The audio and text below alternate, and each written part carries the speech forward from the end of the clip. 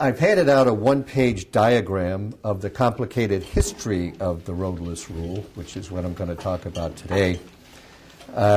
It hopefully doesn't confuse things more than they're already confused, but the short version is that the Roadless Rule was promulgated on January 12, 2001, just as the Clinton administration was leaving office. They raced to get it done, and the Knowles administration, Governor Knowles, filed suit against its application to the National Forest in Alaska that same year, shortly after it came out.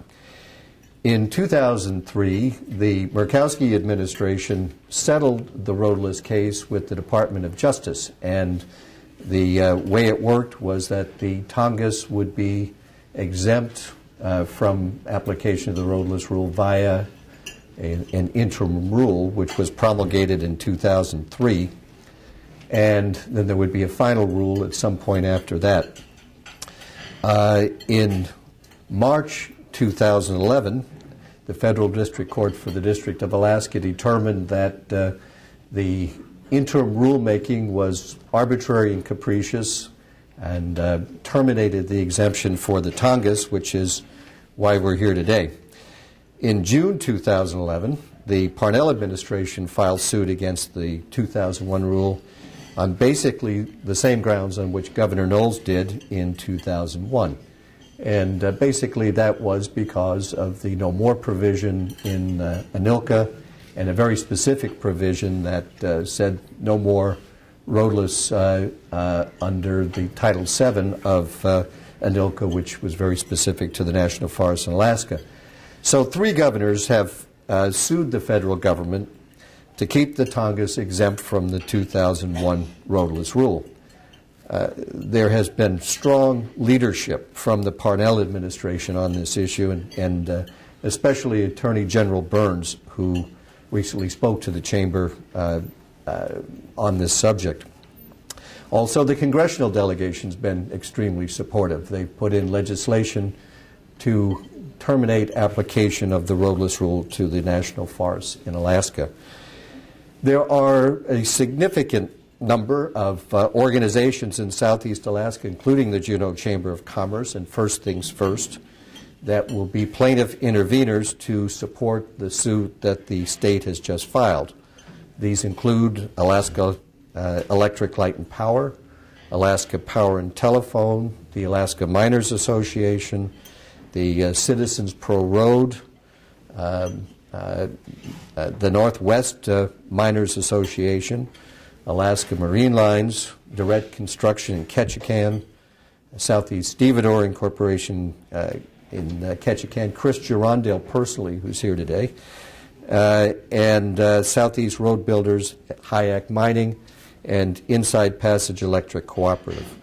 There are 4 or 5 other organizations who are contemplating joining this group, and we expect to hear from them in the next couple of days. But I'd like to thank each group, especially the Chamber and First Things First here today, and those of you here like Chris and others who are supporting this effort.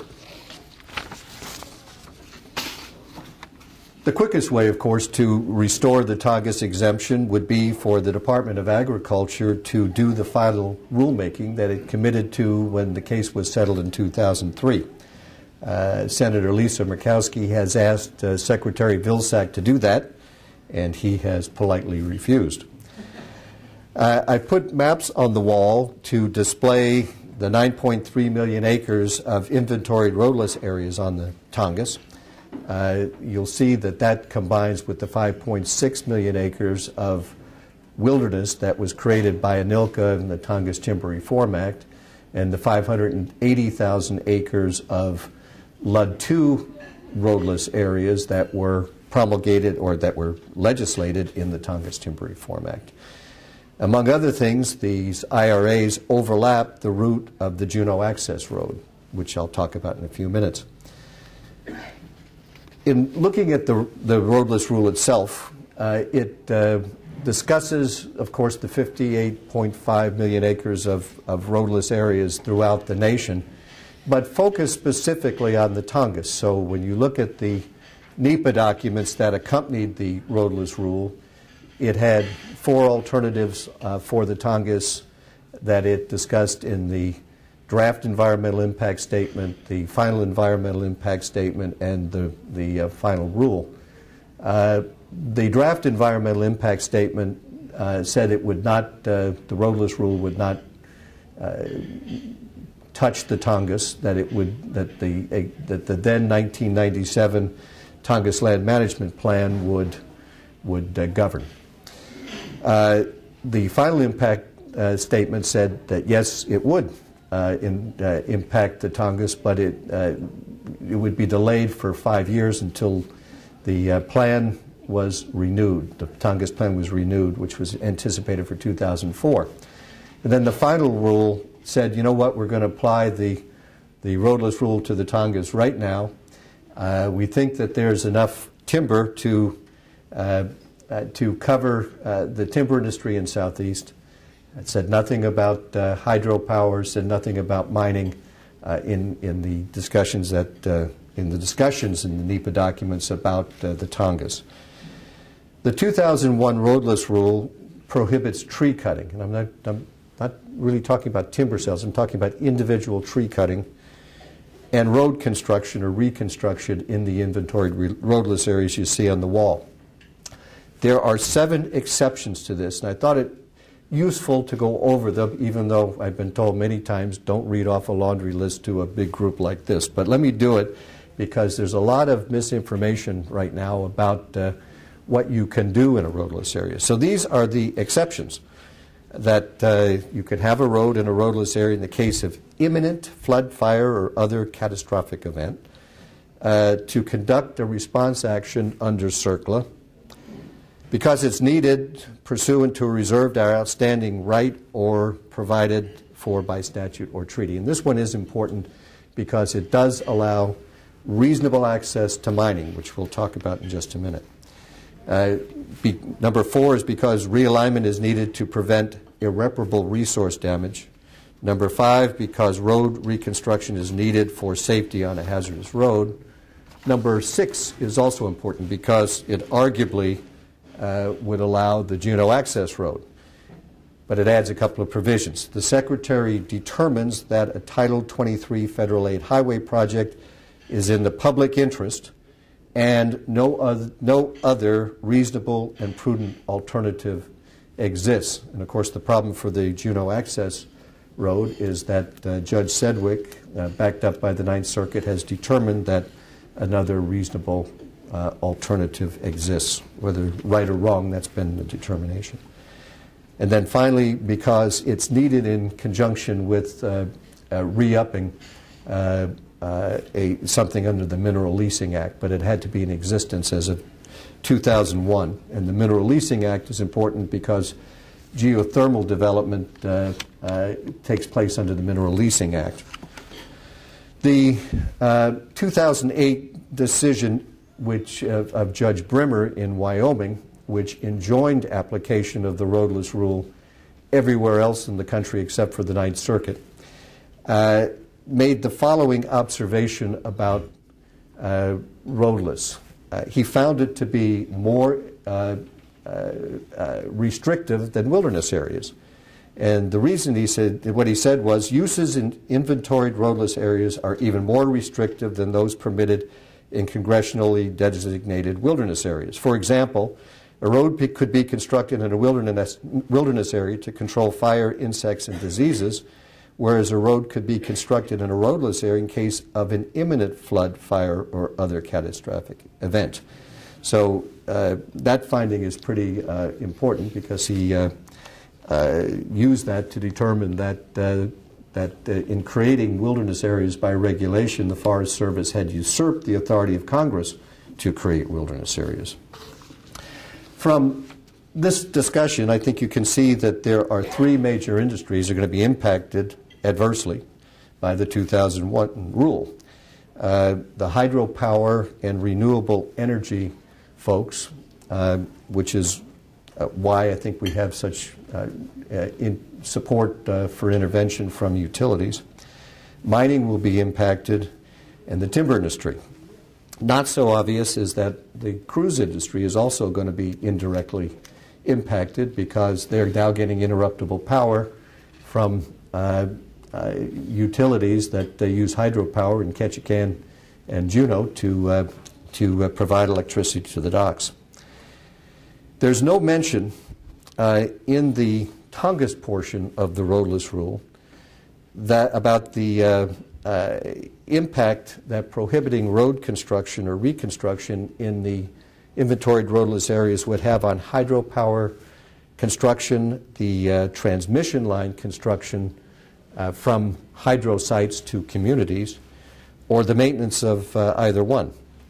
There's a short discussion in the comment response portion of the rule that says, with respect to hydropower and IRAs, that, quote, some respondents were concerned about the impact of the rule on special uses and requested clarification regarding the ability to construct or maintain roads in inventoried roadless areas, to access electric power, telephone lines, pipelines, hydropower facilities, and reservoirs. And then all that's said is existing authorized uses would be allowed to maintain and operate within the parameters of their current authorization, including any provisions regarding access. And so the emphasis is on existing. There's another reference elsewhere in the rule that also talks about existing.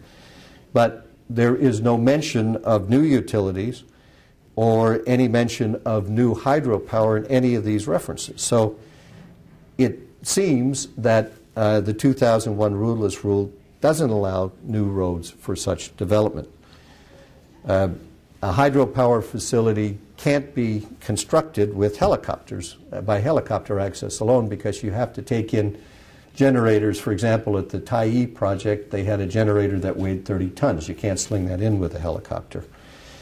So, in addition, of course, you have the problem of tree cutting, and this has, by practice, really means large trees. Small trees can be cut, and I guess it's kind of up to the regional forester, or in our case, the secretary, because the Secretary of Agriculture has reserved to himself all decisions in roadless areas made on the Tongass. The rule only allows for roads to provide access to a hydro site that were permitted as of January 12, 2001. I mentioned before that the rule specifically prohibits new geothermal leases, or in the form of proscribing mineral any actions under the Mineral Leasing Act, which includes geothermal. And that really impacts, for example, IPEC, which has located a large geothermal site at the upper end of Teneke Inlet, for which it got a grant from the state of Alaska to begin developing. That would provide power to Hoonah and to Pelican. That site would be impacted adversely by the prohibition on mineral leasing. And I just want to stop for a second to talk about the fact that one of the primary impacts of the Roadless Rule will be to make it very, very difficult to get renewable, hydro and renewable energy into rural Southeast Alaska, particularly remote communities that are now paying 60 cents a kilowatt hour for diesel power. And it just seems very completely at odds with the other policies of the current administration, which is really pushing renewable energy, but as a result of the Roadless Rule, it's not allowed in Southeast Alaska. For example, the no tree cutting rule will make it very, very difficult to put in wind turbines and any projects of those types. Locatable minerals like gold have to be provided reasonable access because of the 1872 mining law, which allows for that. But the rule specifically says that reasonable access does not mean road access. And we had the same situation in the 1970s at Quartz Hill, as many of you remember, when They wanted borax to take out a bulk sample from the Quartz Hill mine by helicopter. And that was litigated for over 6 or 7 years before they finally got the ability to build a road to access tidewater from the patented mining claims that they had. It's worth mentioning, too, that the same Forest Service regulations that provide for access to inventoried roadless areas provide for access to wilderness areas. And I am only aware of one operating mine in the entire country that operates in a wilderness area. So the restrictions come as a consequence of people looking at your request for access under a special use permit and saying, you know what, given the fact you're going into a wilderness area or inventoried roadless area, we have to really, really be careful here. And the Forest Service is pretty hard to push in terms of getting that access. The 2008 amended Tongass Land Management Plan provided for phased development of timber, but allowed it in inventoried roadless areas and allowed also for an allowable sale quantity of 267 million board feet of timber. The Roadless Rule pointed out in the FEIS that the Tongass ASQ will be reduced to 50 million board feet under the road application of the Roadless Rule to the Tongass. And interestingly, by doing that, the Roadless Rule really amends the 2008 Tongass Land Management Plan without going through the process that the National Forest Management Act sets out for us. The right-of-way for the Juneau Access Road is within the IRAs that surround the CBJ, and that will present significant new obstacles to approval that the road has already obtained from the Federal Highway Administration. And as I said before, specifically, you'll have to get the Secretary to find that it's in the public interest to do and that there is no other reasonable and prudent alternative, which, as I said before, Judge Sedgwick has said, rightly or wrongly, that there is. In conclusion, I really think it's necessary to take on this rule and support the state's lawsuit. I've been in touch with the Attorney General, who is very aggressive on this and providing excellent leadership to his team.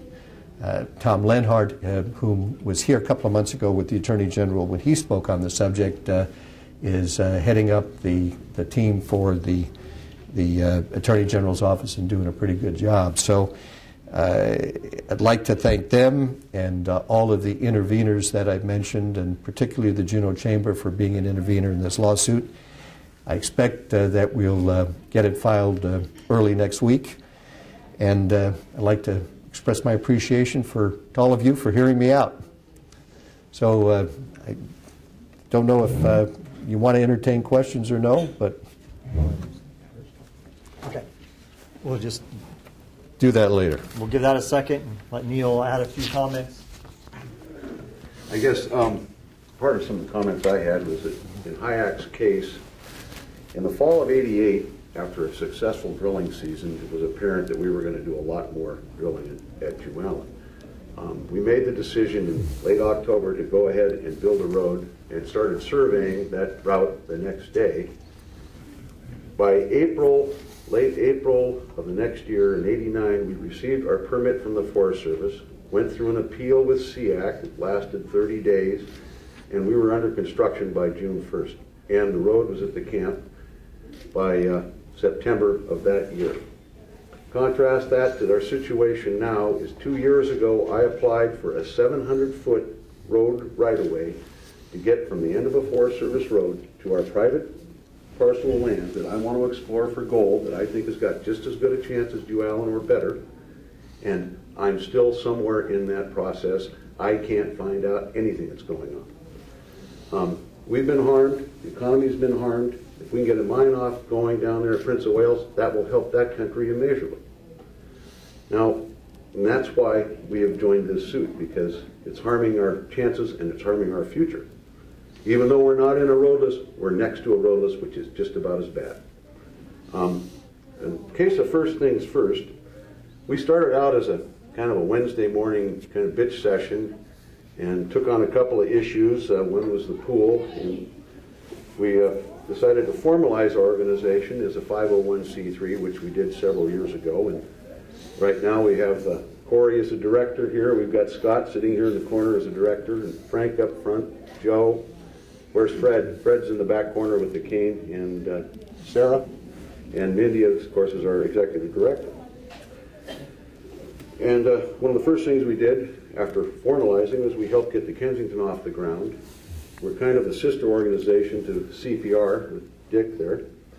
And one of the things we did when Peggy Ann was involved with us is we brought the tourist industry together, which caused the formation of ACT, which made significant changes in the head tax, hopefully to benefit the industry here in Southeast.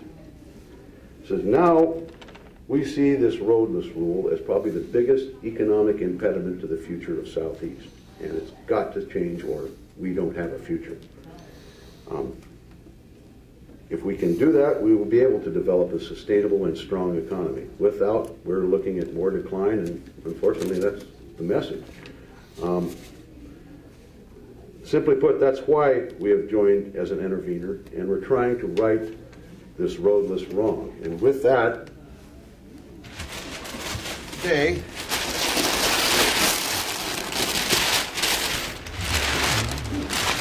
I have a big check here for Jim for $5,000 to go toward the legal fees for this.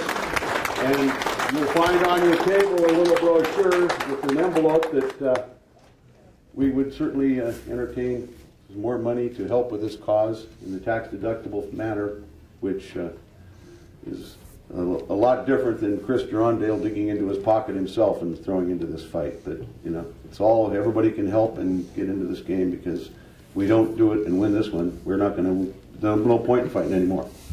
Oh, Jim?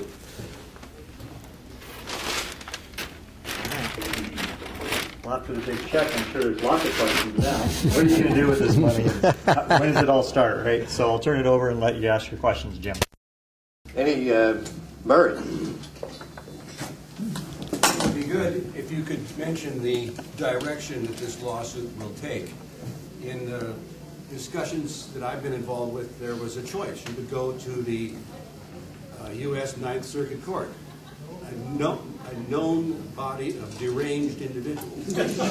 But there is another option. Maybe you could tell us about that and assess the level of derangement at the other option. The case has been filed by the state, which means that the choice has been made. It's in the District Court for the District of Columbia.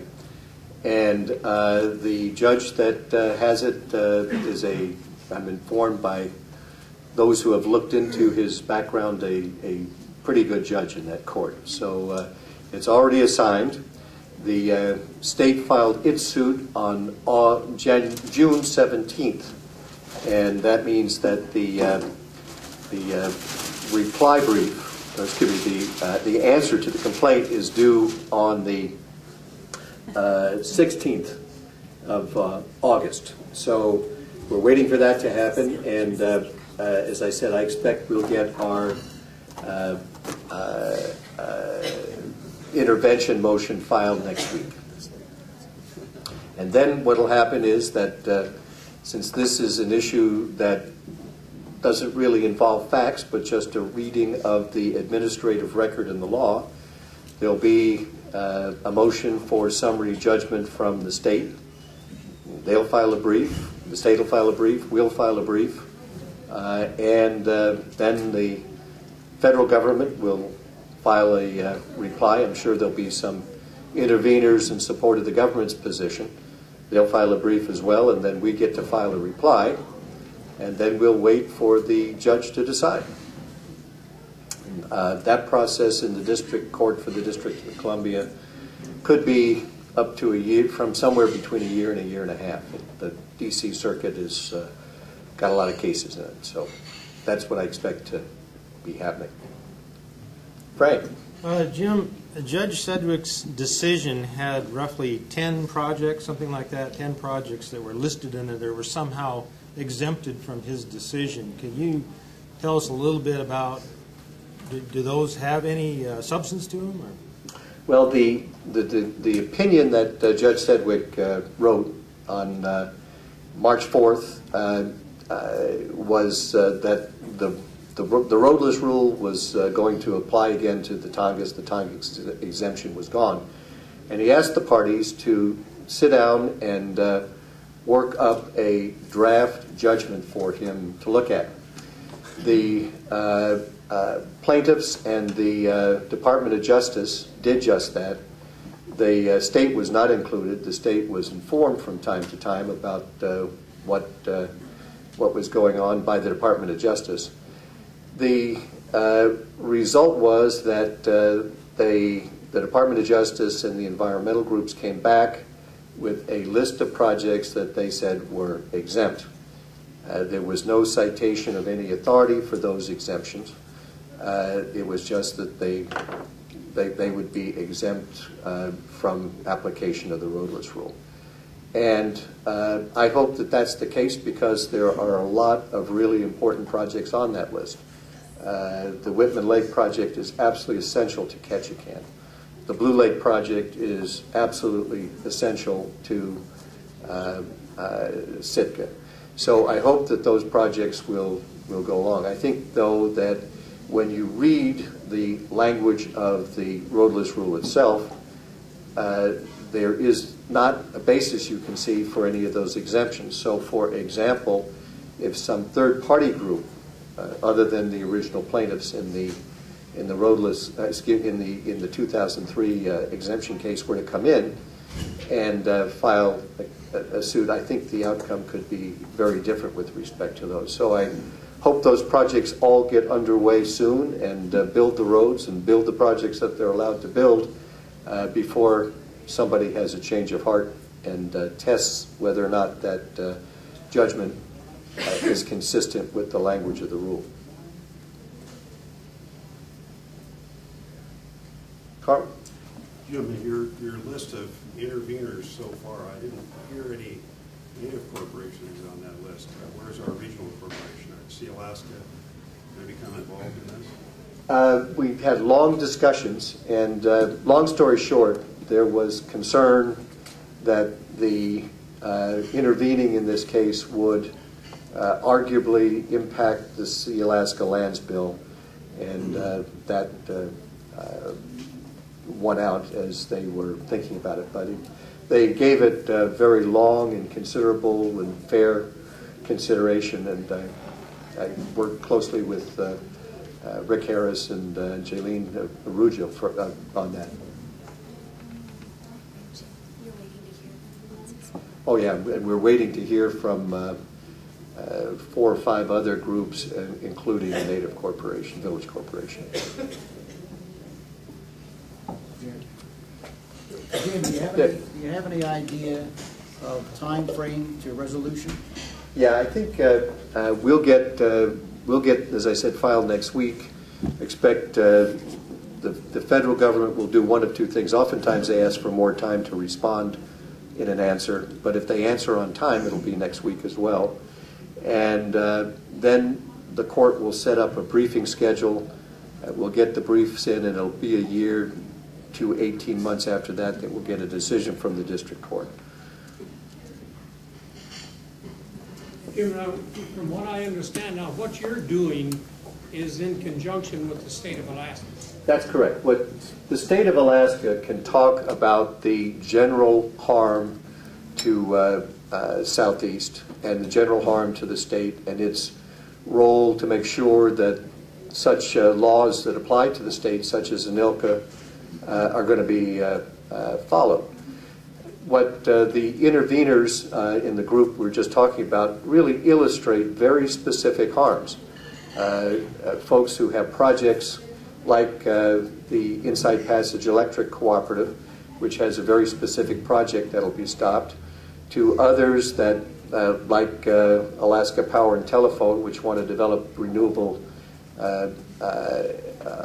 energy projects in Southeast, and know that given the fact that there's 9.3 million acres of roadless, that it's very, very likely that the sites in which they'd want to build those, where the resources are going to be in roadless areas, and that they won't be able to do it.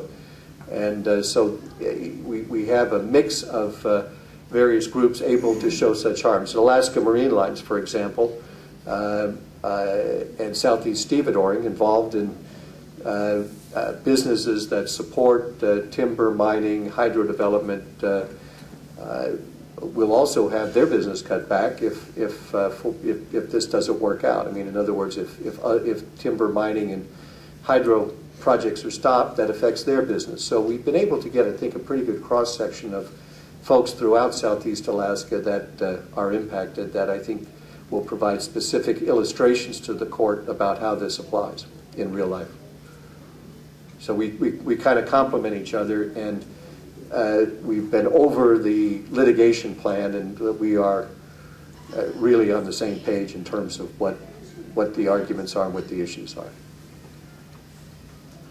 John? Having been associated with the Tongass Forest in 1953, I just have a comment to make that the Department of Labor's December 2010 projections of a population decline in Southeast Alaska from 69,000 in 2009 to 59,000 in 2034, that the application of the Roadless Rule will in fact accelerate this decline. And again, as we discovered in the apportionment efforts that was made this year, that in 2021 and 31 we'll have another round of population reductions and reinforcement changes. A parallel action that many people may not be aware of that is going along with this application of the Roadless Rule is the withdrawal of the authorities from managing the Tongass National Forest by the Chief of the Forest Service and Regional Forester Beth Pendleton and the Forest Supervisors and District Rangers. So this administration has withdrawn the authorities for the Forest Service to administer timber sales and road construction projects. And in the recent press release, the Deputy Undersecretary of Agriculture actually made the decision that really was not,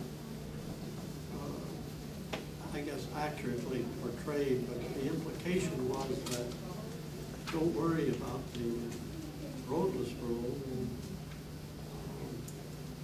We, Department of Agriculture, the Deputy Undersecretary, will be able to issue permits that will allow access. Could you comment on what seems to me to be really a unique situation in that I think the last three governors in the state of Alaska had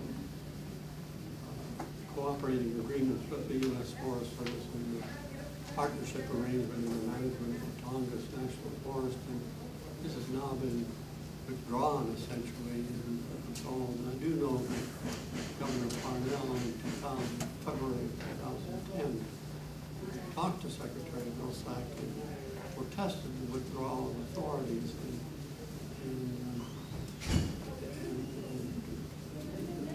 just did not do anything. This, from your perspective, Jim, this administration of the Tongass now from the Office of the Secretary of Agriculture almost adds another cloud over whatever can happen in Southeast Alaska. What do you make of that? Well, first off, you're absolutely right. On May 28, 2009, and I think it's a significant date, the Secretary reserved to himself the power to make any decision regarding development in an inventoried roadless area in the Tongass. Now remember, the inventoried roadless areas for the Tongass had been determined by the second roadless area review and evaluation, which took place in the 70s. And so by making that decision, he effectively had control over what development occurred in roadless areas. So the Forest Service here, anytime they had a special use permit application for anything that was going to happen in the inventoried roadless area, had to go all the way back to Washington and get the Secretary's approval, which you can imagine was a very time-consuming event. He re-upped that memorandum, which reserved that power to himself a year later in 2010.